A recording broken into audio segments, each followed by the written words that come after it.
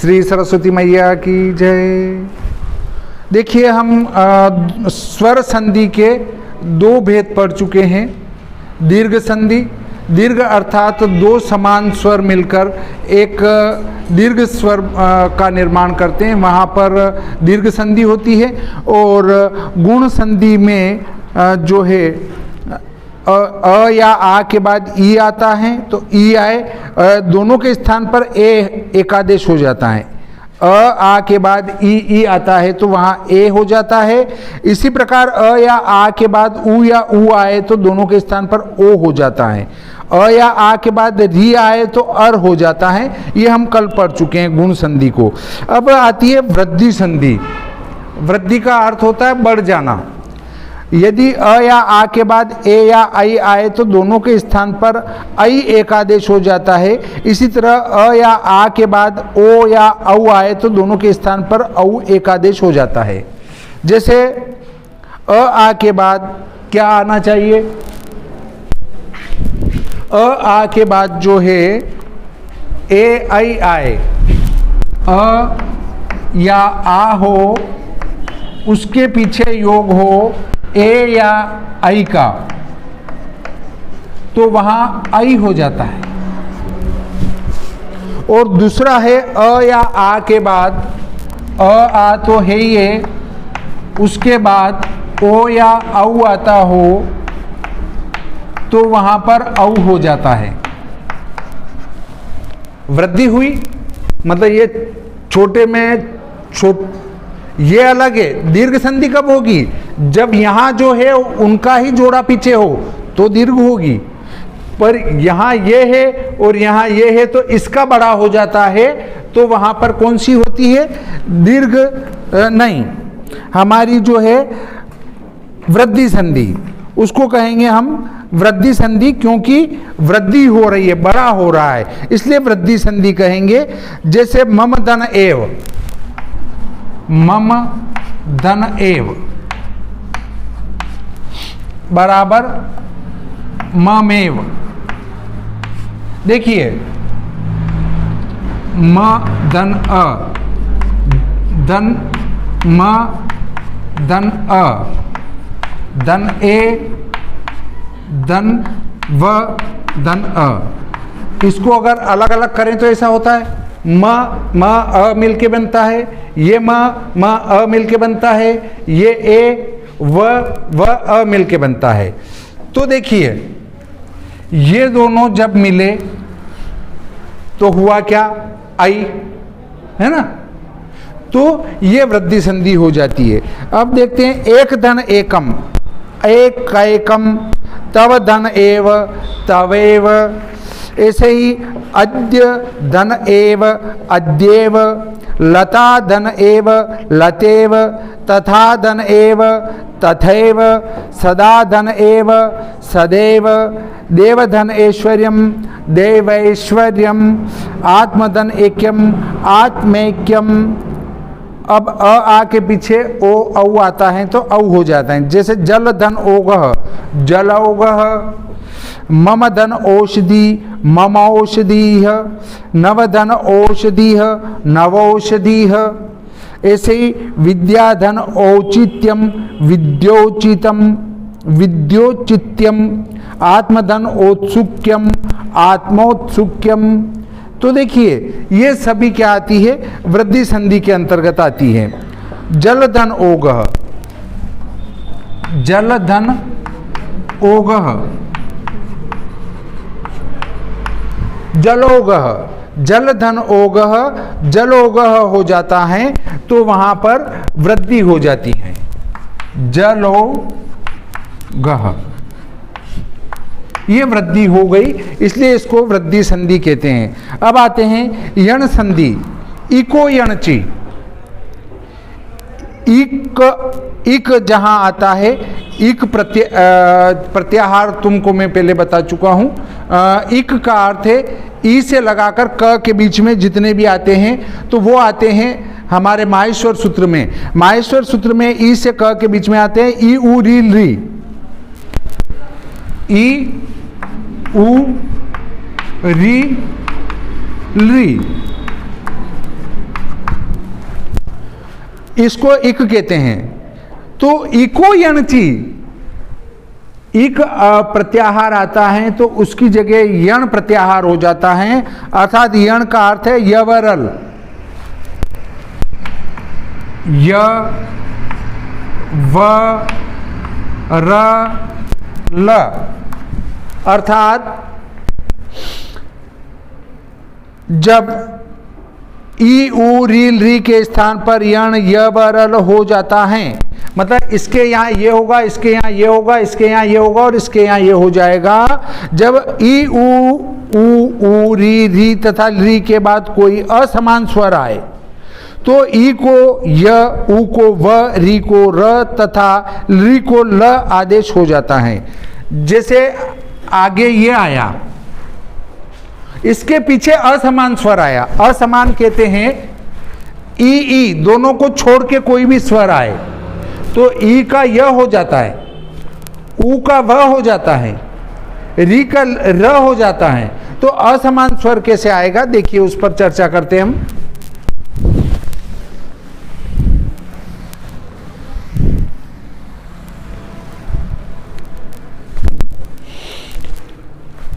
यदि धन अपि, यदि धन अपि, देखिए इसको देखते हैं तो क्या स्वर आगे और व्यंजन पीछे आएगा? हाँ, स्वर आगे और व्यंजन, क्योंकि मात्रा पहले लगी हुई है, हैं? ऐसा ही होगा कि ऐसा नहीं होगा। मैं इसलिए पूछ रहा हूं कि तुम्हें समझ में आता है कि नहीं आता है। मात्रा छोटी लगे या बड़ी लगे, वो सदैव व्यंजन के पीछे आती है। देखिए मैं बताता हूं, य धन अ, फिर द धन ई, आया समझ में? ये मात्रा इसके बाद ही आएगी, व्यंजन वर्ण पहले आएगा, चाहे छोटी मात्रा आगे से लगी हो फिर भी स्वर पीछे ही जुड़ता है। वो दिखता है कि मात्रा आगे से है पर वो है पीछे ही है। फिर अ, धन प, धन ई, देखिए हमें इनसे कोई लेना देना नहीं है, फिर इनसे कोई लेना देना नहीं है। हमें देखना है इसको और इसको, इसका जो स्वर है उसको। यहां पर देखिए ई आया और इसके बाद असमान स्वर है, मतलब ई से अन्य स्वर यहां आने से ई का यह हो जाएगा, बाकी यथावत रहेगा। तो क्या होगा, यह तो पूरा है, ये इस द को द ही रखेंगे और ई का यह हो गया तो फिर मात्रा लगेगी नहीं इसके। ई का यह हो गया और उसमें अ जुड़ गया तो आधा यह था वो पूरा यह हो गया। और यद्यपि ऐसे बनाए, अरे भाई ये यह तो पूरा का पूरा ऐसा ही लिख दिया मैंने। द को द हलंत है इसलिए इस हलंत को ऐसा ही लिख दिया क्योंकि ई का यह हो गया।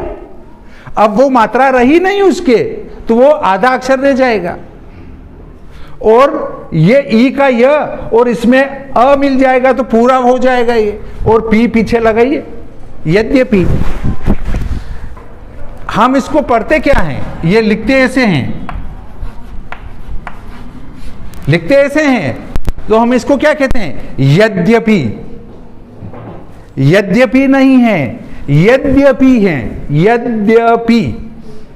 इसको यद्यपि पढ़ना चाहिए, यद्यपि नहीं पढ़ना चाहिए। विद्यालय, वो विद्यालय नहीं है, विद्यालय है वो, विद्यालय। अब देखिए ऐसे ही आता है इति धन आदि इत्यादि, अति धन आचार अत्याचार, इति धन अवदत इत्यवदत, नदी धन आवेग नद्यावेग, सखी धन ऐश्वर्यम सख्यैश्वर्यम, सुधन आगतम स्वागतम, अनुधन अयः अन्वयः, अनुधन ऐषणम अन्वेषणम, मधुधन अरिह मध्वरिह, वधुधन आगमनम वध्वागमनम, पितृ धन आदेश, पित्रादेश। देखिए पितृ धन आदेश,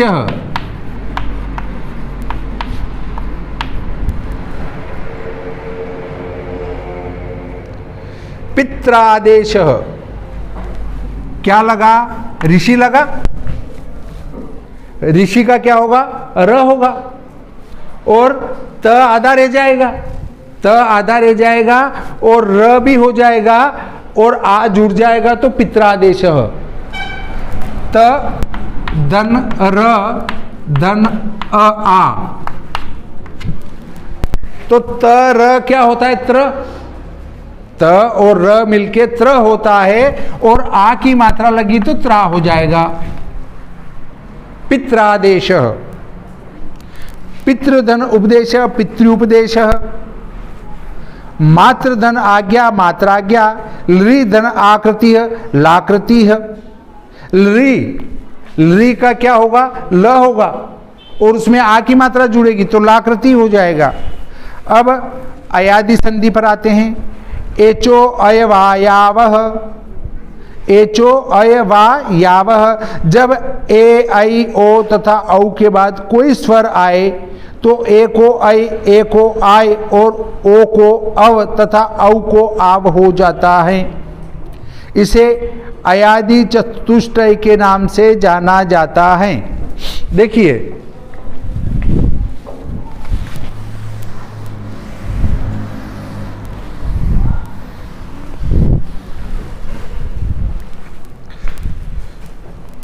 क्या होगा?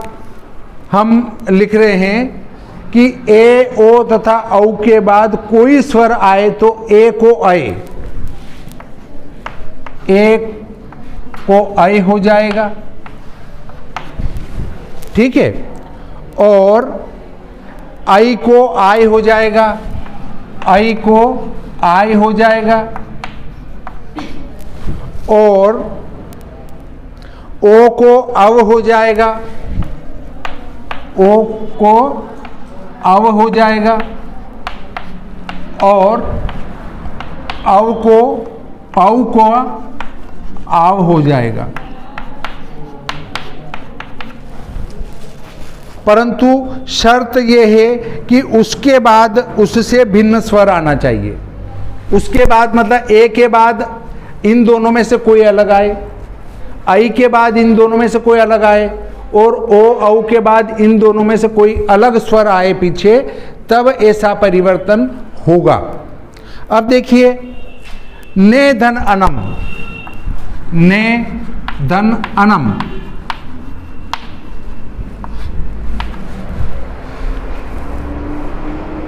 ए न धन ए धन अ, इससे विपरीत स्वर आया, अलग स्वर आया, विपरीत का उल्टा नहीं है, अलग स्वर आया, अलग आने से अय हो जाएगा।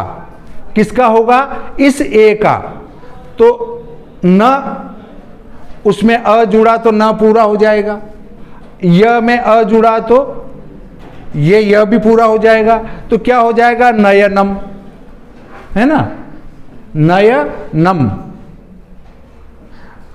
ऐसे ही शेधन अयनम शयनम, नय धन अकह नायकः, बोधन अनम भवनम, भानो धन ए भानवे, पौ धन अकह पावकः, नो धन इकह नाविकः, भौ धन उकह भावुकः। देखिए इसको लास्ट वाले को समझते हैं। भौ धन उकह। अब देखिए औ की मात्रा लगी है, औ, ठीक है। अब हम करते हैं ब धन औ, धन उ, धन क, धन अ और धन विसर्ग। ओ औ का क्या होगा? औ का हो जाएगा आव, तो ये आ की मात्रा तो क्या इसमें लगी? ब में, तो ये हो गया भा, ठीक। व में उ, व में ऊ लगेगा तो वू होगा, बावू, और क पूरा है ये, बावू कह, ये इस प्रकार से बना।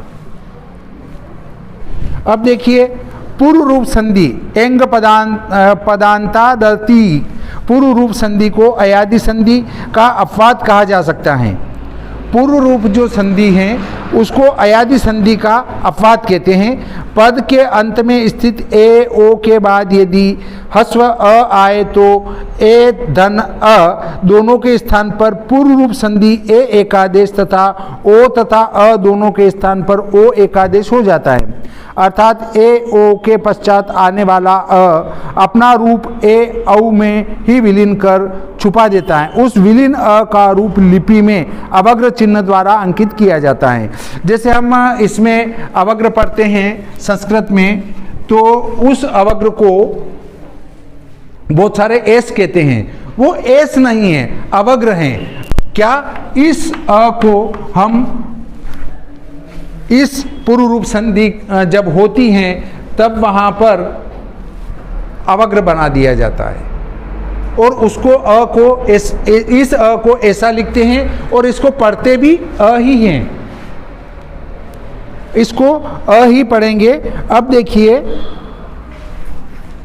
कि हरे अत्र, अब इसको मिलाएंगे तो कुछ भी नहीं होगा, हरे धन अत्र, तो इसको हम लिखेंगे क्या, हरे अत्र, बस कुछ भी इसमें परिवर्तन नहीं हुआ, ये अ था इसका अवग्र बना दिया, हरे अत्र।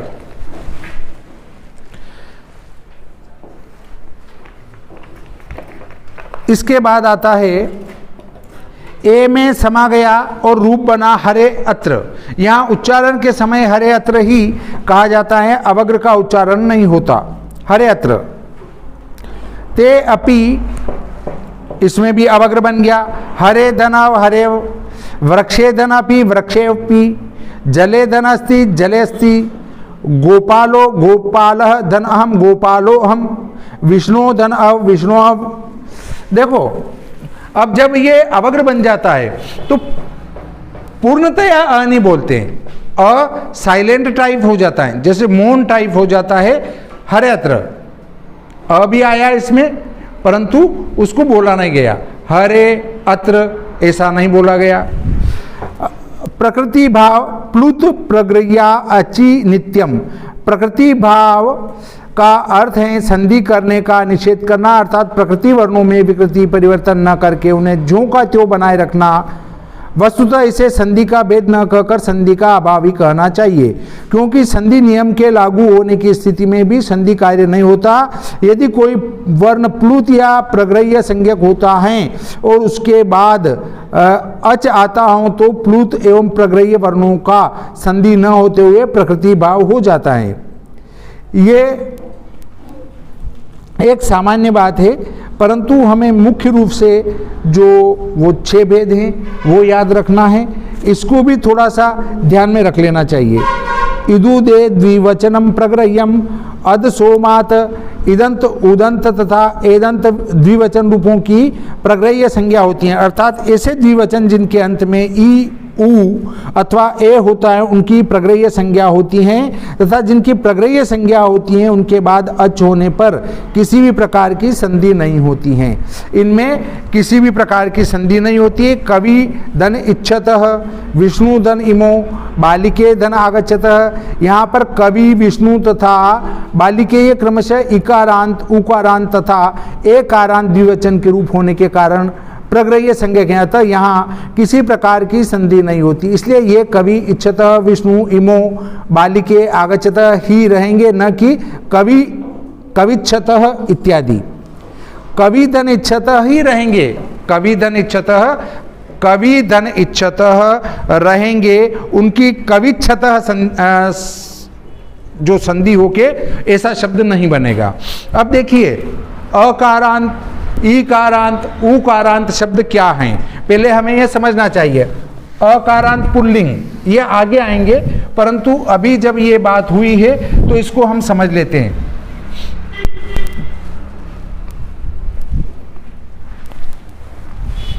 कवि, कवि का अंतिम वर्ण क्या है? वी, और वी का अगर विच्छेद करें तो क्या आता है? व धन ई। तो इसके इस शब्द के अंत में क्या आ रहा है? ई आ रहा है, इसलिए इसको ई कारांत कहेंगे। अर्थात शब्द के अंत में जो वर्ण जैसा हो, जिसके मात्रा आई की लगी हो तो आकारांत कहेंगे। जैसे ये कवि की जगह राधा होता तो ध में आई की मात्रा लगी है, इसलिए ये आकारांत हुआ।